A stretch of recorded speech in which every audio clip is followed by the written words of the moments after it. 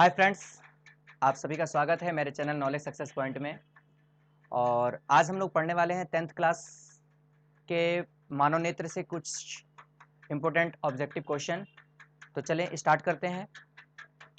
तो देखिए, सबसे पहला क्वेश्चन क्या है आपके पास। पहला क्वेश्चन दिया गया है, आपको निकट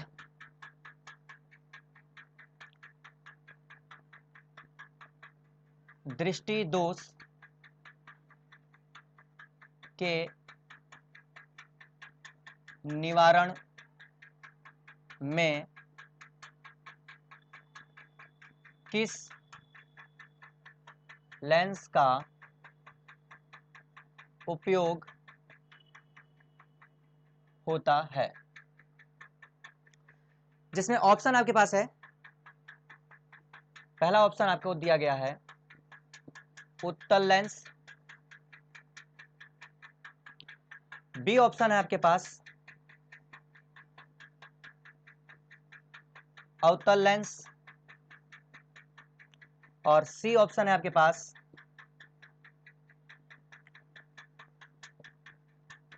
बाइफोकल लेंस, और आपके पास डी ऑप्शन है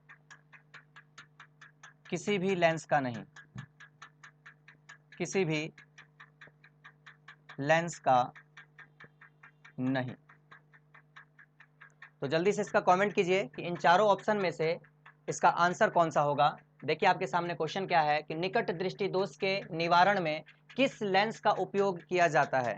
ठीक है, तो आपको जल्दी से ऑप्शन यहाँ पे दिया गया है, इसका कमेंट बॉक्स पे आए, आप लोग आंसर दीजिए। और देखिए यहाँ दिया गया है क्या, निकट दृष्टि दोष। देखिए मानव नेत्र में जो दोष होते हैं वो उसके निवारण में, अर्थात वो जो दोष होता है वो हमेशा उल्टा होता है, याद रखिएगा। अगर निकट दृष्टि दोष, इसका मतलब निकट का साफ साफ दिखाई दे रहा है आपको, दूर का दिखाई नहीं दे रहा है। ठीक है, तो निकट दृष्टि दोष में हम लोग क्या करते हैं, अवतल लेंस का उपयोग करते हैं। किसका उपयोग करते हैं, अवतल लेंस का उपयोग करते हैं। क्यों? क्योंकि अवतल लेंस के अंदर एक गुण होता है जो दूर की वस्तु को नजदीक कर देता है, दूर की वस्तु को नजदीक प्रतिबिंब बनाता है, और हम नजदीक की वस्तुओं को साफ साफ देख सकते हैं, और जिसके कारण हमें वो वस्तु साफ साफ दिखाई देने लगती है। इसलिए निकट दृष्टि दोष, तो निकट दृष्टि दोष में हम लोग अवतल लेंस का उपयोग करेंगे। आपको मैंने बता दिया कि अवतल लेंस का उपयोग क्यों किया जाता है। कोई कारण अगर पूछ दें तो आप बोलिएगा कि निकट दृष्टि दोष में लेंस का उपयोग, जो अवतल लेंस का उपयोग है, वो इसलिए किया जाता है क्योंकि अवतल लेंस का गुण है कि वह दूर की वस्तुओं का प्रतिबिंब लेंस के करीब बनाता है, और लेंस के करीब बनेगा उसका प्रतिबिंब, तो उस प्रतिबिंब को जब हम अपने आंखों से देखेंगे तो उसका प्रतिबिंब हमारे रेटिना पे आसानी से बनेगा और वो वस्तु हमें दिखाई दे देगी। इसलिए इसका आंसर जो डालेंगे हम लोग वो अवतल लेंस डालेंगे। तो चलते हैं नेक्स्ट क्वेश्चन की ओर और देखेंगे नेक्स्ट क्वेश्चन क्या है। नेक्स्ट क्वेश्चन है आपके पास, मानव नेत्र में वस्तु का प्रतिबिंब कहाँ बनता है, कहाँ बनता है। ऑप्शन आपके पास दिया गया है, देखिएगा ऑप्शन का दिया गया है आपके पास दृढ़ पटल, बी ऑप्शन है आपके पास, बी ऑप्शन है आपके पास रेटिना, सी ऑप्शन है आपके पास, सी ऑप्शन आपके पास कॉर्निया,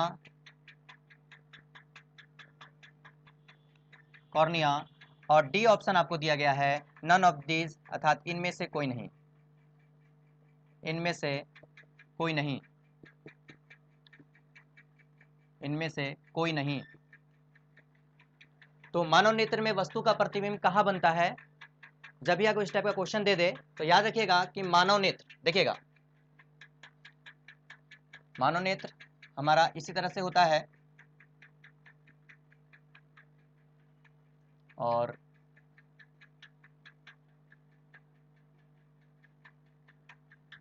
ये लेंस हुआ, और इस भाग पे हमारा रेटिना होता है। तो अगर कोई वस्तु से प्रकाश जब चलती है हमारे हाथ में, तो और उसका प्रतिबिंब जो है अपवर्तन के बाद ये रेटिना पे बनता है, इसी रेटिना पे। ठीक, तो ये जो होता है वह हमारे मानव नेत्र का सबसे पिछला भाग होता है। तो जब भी आपसे अगर पूछ दे कि मानव नेत्र में वस्तु का प्रतिबिंब कहाँ बनता है, तो उसका आंसर जो होगा वो रेटिना पे होगा। वो कैसा बनता है अगर ये क्वेश्चन पूछ देगा, तो आप याद रखिएगा कि यदि वस्तु हमारे सामने सीधा है तो उस वस्तु का प्रतिबिंब हमारे रेटिना पे उल्टा बनता है। कैसा बनता है? उल्टा, अर्थात तो वास्तविक प्रतिबिंब बनता है। देखते हैं हम लोग नेक्स्ट क्वेश्चन। नेक्स्ट क्वेश्चन क्या दिया गया है?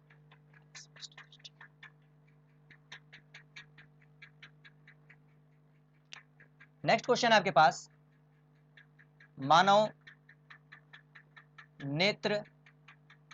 नेत्र के स्पष्ट दृष्टि की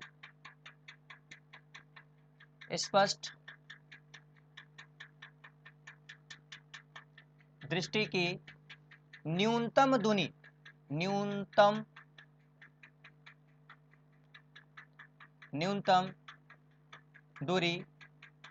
क्या होती है? ऑप्शन है आपके पास 50 सेंटीमीटर, बी ऑप्शन है 25 मीटर,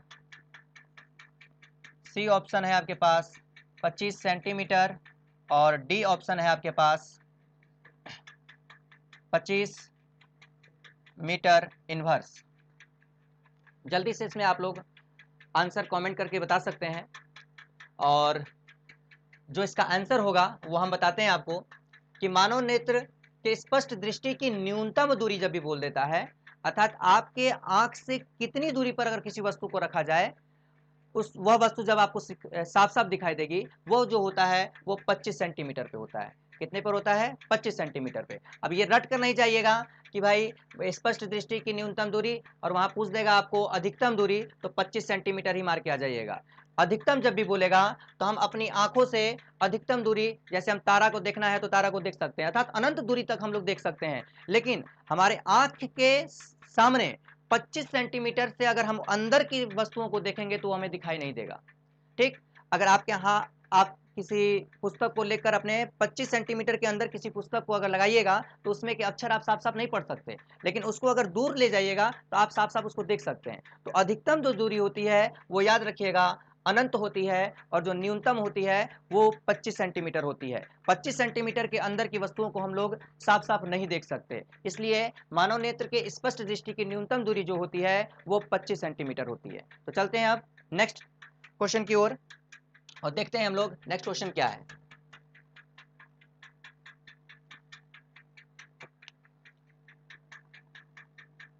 मानव नेत्र के रंगीन भाग को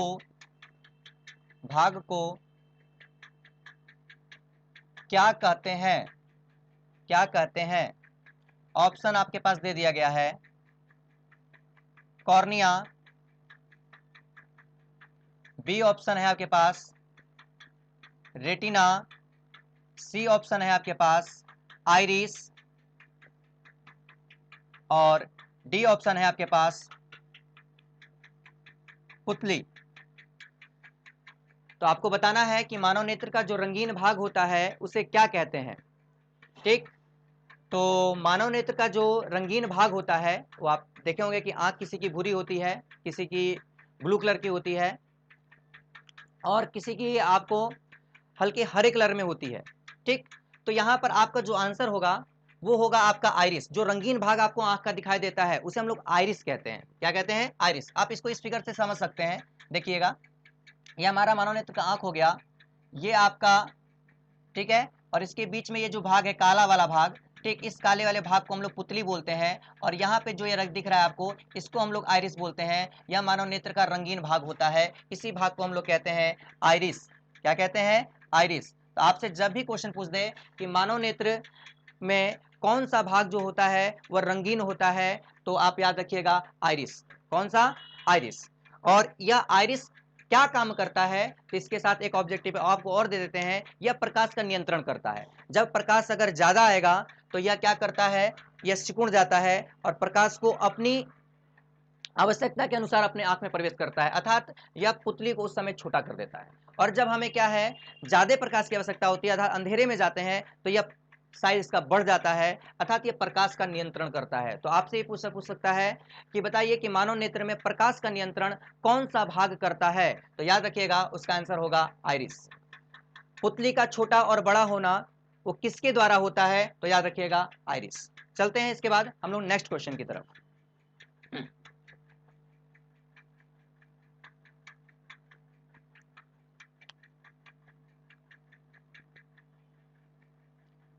मानव नेत्र में कौन सा लेंस होता है? नेक्स्ट क्वेश्चन आपके पास है, मानव नेत्र में कौन सा लेंस होता है? इसका ऑप्शन है आपके पास अवतल लेंस, बी ऑप्शन है आपके पास उत्तल लेंस, और डी ऑप्शन है आपके पास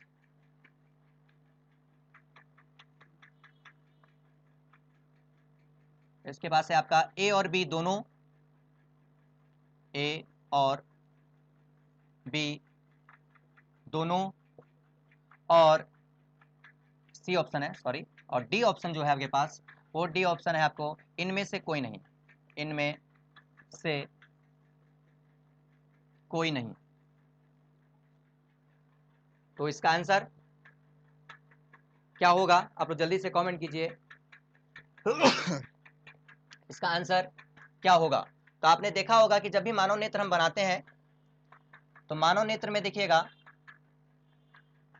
यहां पर सिलेरी मांसपेशियों से हमारा लेंस लगा होता है, यहां पर। तो ये लेंस जो है यह किस आकार का आपको दिख रहा है? तो यह जो है यह लेंस जो होता है यह उत्तल लेंस होता है। अगर आपको ऐसे याद नहीं होता तो याद रखिएगा, मैंने अभी बताया आपको कि रेटिना पे जो हमारा प्रतिबिंब बनता है वो वास्तविक प्रतिबिंब बनता है, और वास्तविक प्रतिबिंब हमेशा उत्तल लेंस बनाता है। वहां से आप वहां से इसका आंसर पकड़ सकते हैं। इसका आंसर, इसमें एक ऑब्जेक्टिव और मिलता है, यह जो लेंस बना होता है वो किस चीज का बना होता है? तो वह कांच का नहीं बना होता, क्योंकि हम लोग पढ़ते हैं कि लेंस किसे कहते हैं? तो कांच का वह टुकड़ा जो एक पारदर्शी हो और जिसका एक भाग वक्रित हो उसे हम लेंस कहते हैं। तो मानव नेत्र में जो ये लेंस होता है ये कांच का नहीं होता, एक प्रोटीन का बना होता है। ठीक है, यह एक प्रकार का पारदर्शी उत्तक है और यह प्रोटीन का बना होता है। ठीक, आप लोग जब किसी जानवर को मारिएगा उसकी आंख का जब निकालिएगा तो उसकी आंख में देखिएगा वो जो होता है वो लेंस होता है, वो प्रोटीन का होता है। किसका होता है? तो प्रोटीन का। आपसे पूछा जा सकता है कि मानव नेत्र में जो बना लेंस होता है वह किस चीज का बना होता है? तो वह प्रोटीन का बना होता है और वह एक पारदर्शी उत्तक होता है, वह एक पारदर्शी उत्तक होता है। तो चलते हैं हम लोग नेक्स्ट क्वेश्चन की तरफ। अगर आपको अच्छा लग रहा हो मेरा वीडियो और अच्छे अच्छे क्वेश्चन लग रहे हो तो आप लोग लाइक कीजिए, कमेंट कीजिए और साथ ही साथ शेयर भी कीजिए, ताकि मेरा मनोबल इसी तरह से बढ़ता रहे और मैं आपके लिए इसी तरह से वीडियो उपलब्ध कराता रहूं। तो चलते हैं नेक्स्ट क्वेश्चन की तरफ।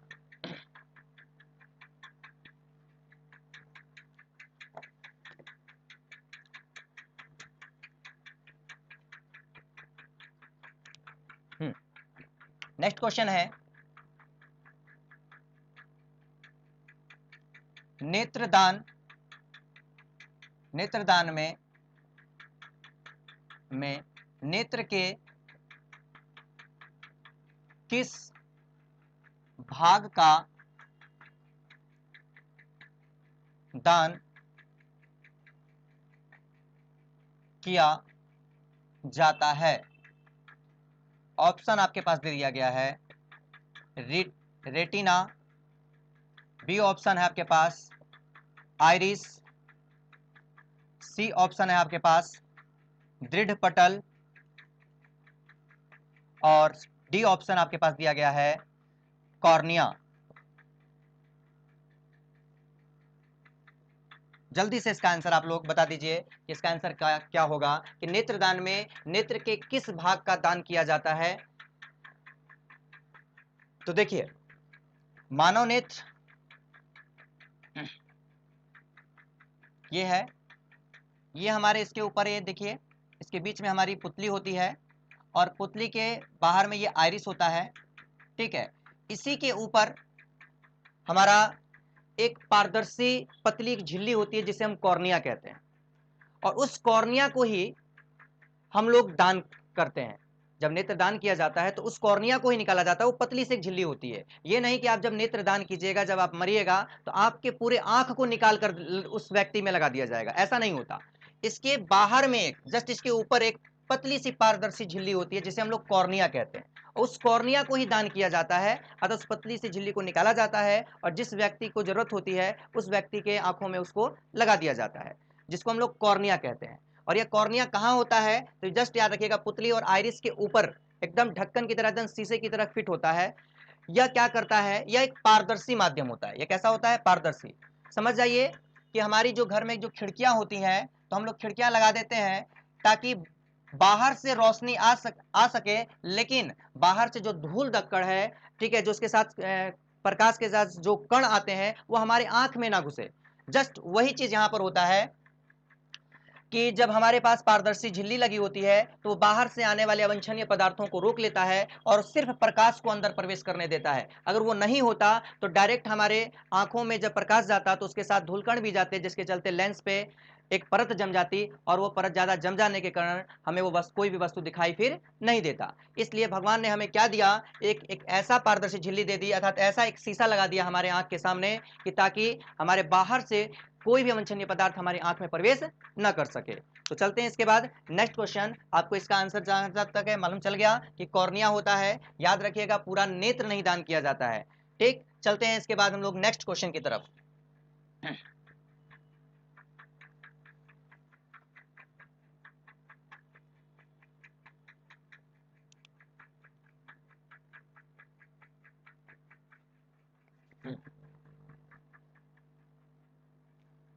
नेक्स्ट है, किस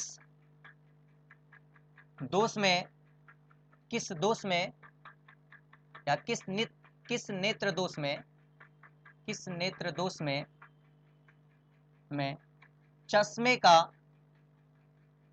का उपयोग नहीं किया जाता है, नहीं किया जाता है। ठीक, तो देखिए ऑप्शन है आपके पास, निकट दृष्टि दोष, बी ऑप्शन है आपके पास दीर्घ दृष्टि दोष,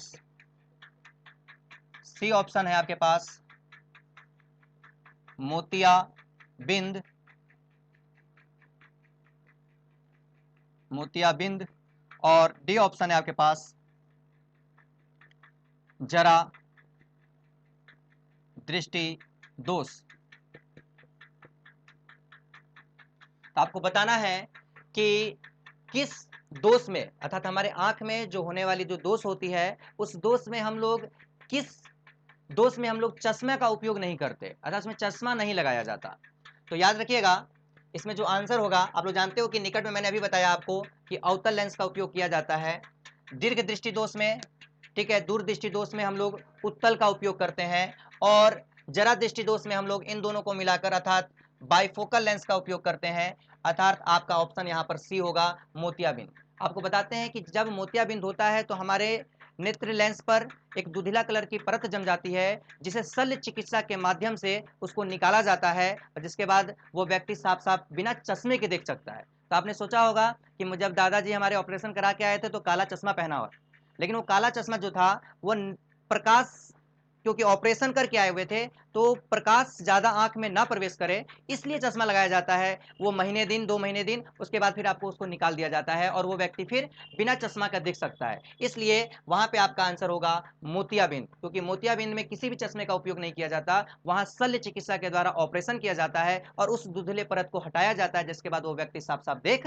सकता है। लेकिन इन तीनों में कोई ऑपरेशन नहीं होता, उस व्यक्ति को उपयुक्त फोकस दूरी का एक चश्मा दिया जाता है, जिसके बाद वो वस्तु को आसानी से देख सकता है। चलते हैं इसके बाद नेक्स्ट क्वेश्चन की तरफ। क्या दिया गया है नेक्स्ट क्वेश्चन देखिएगा।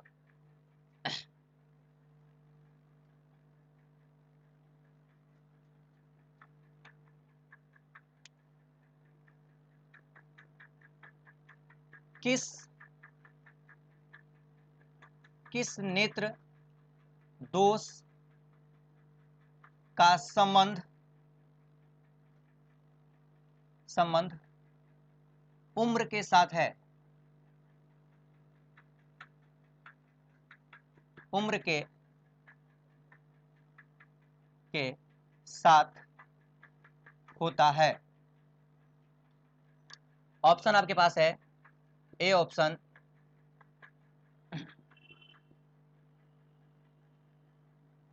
जरा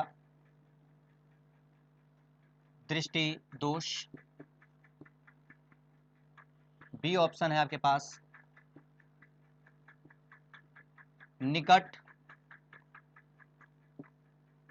निकट दृष्टि दोष, सी ऑप्शन है आपके पास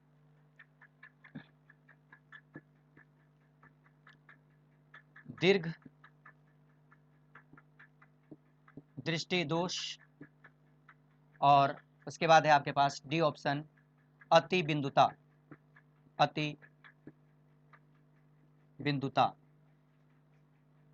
आपको बताना है इन चारों में से किस नेत्र दोष का संबंध जो है हमारे उम्र के साथ होता है। उम्र के साथ आप बता दीजिए इसका आंसर क्या होगा।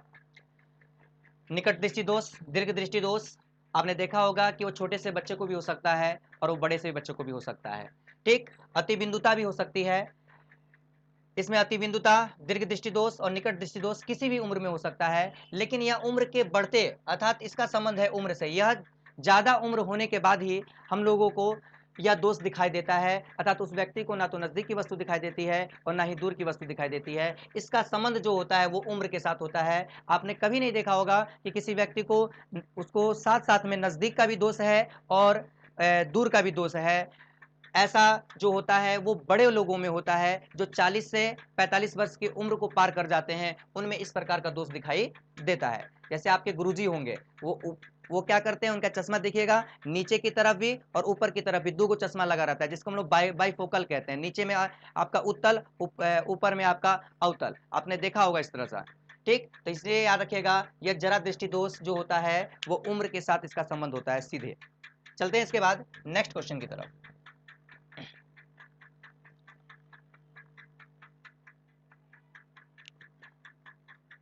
नेक्स्ट क्वेश्चन क्या है, नेक्स्ट क्वेश्चन हम लोग देखेंगे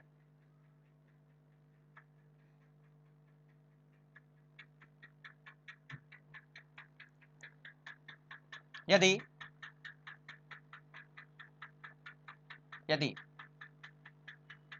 चंद्रमा पर खड़ा अंतरिक्ष यात्री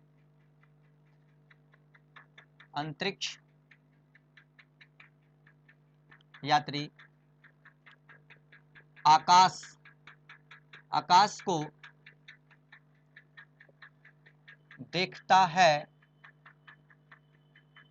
देखता है तो वह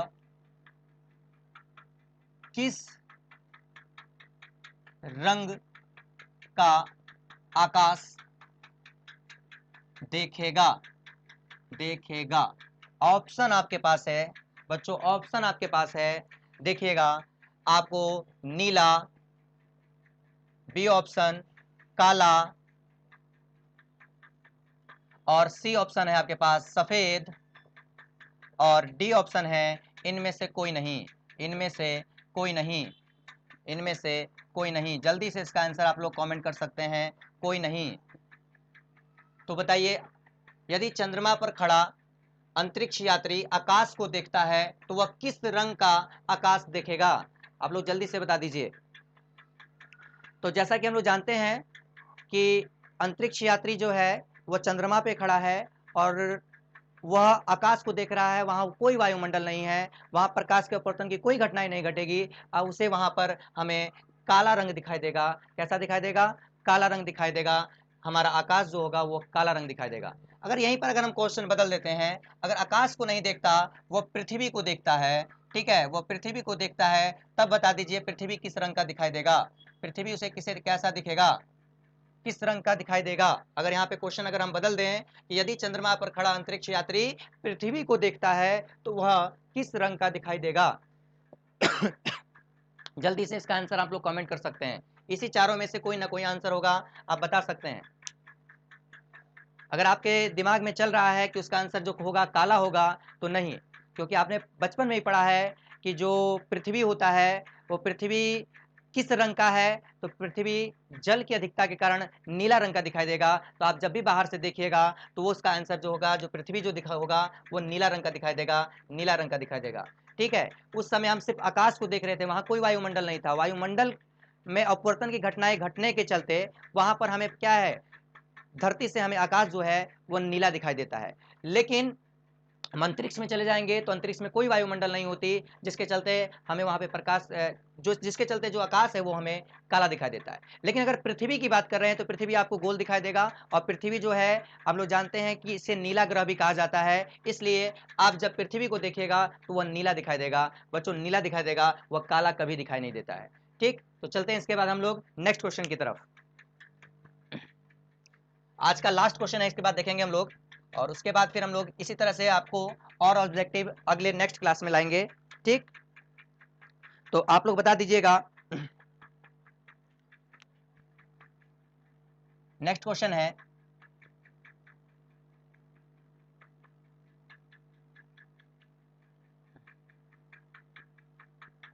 मानव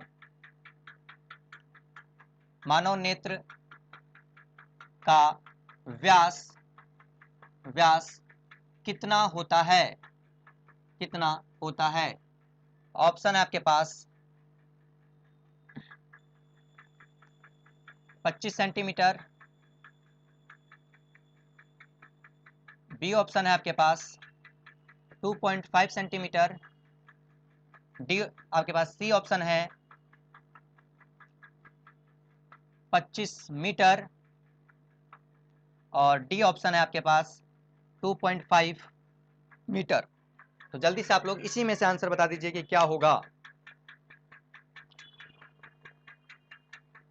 तो 25 सेंटीमीटर जो बच्चों होता है, आपके दिमाग में अगर 25 सेंटीमीटर चल रहा है तो याद रखिएगा वो स्पष्ट दृष्टि की न्यूनतम दूरी होती है। तो बस उसी को याद रखिए कि जस्ट स्पष्ट दृष्टि की न्यूनतम दूरी में जब 10 से भाग लगा देते हैं तो जो आपको प्राप्त होगा वह होगा आपको मानव नेत्र का व्यास। याद रखिएगा, मानव नेत्र का व्यास जो होता है वो लगभग 2.5 सेंटीमीटर के बराबर होता है।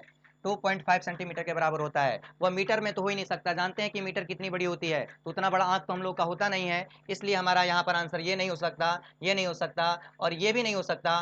ठीक, और वहाँ पे आंसर जो होगा वो हमारा 2.5 सेंटीमीटर होगा, अर्थात मानव नेत्र का जो व्यास होता है वो 2.5 सेंटीमीटर होता है।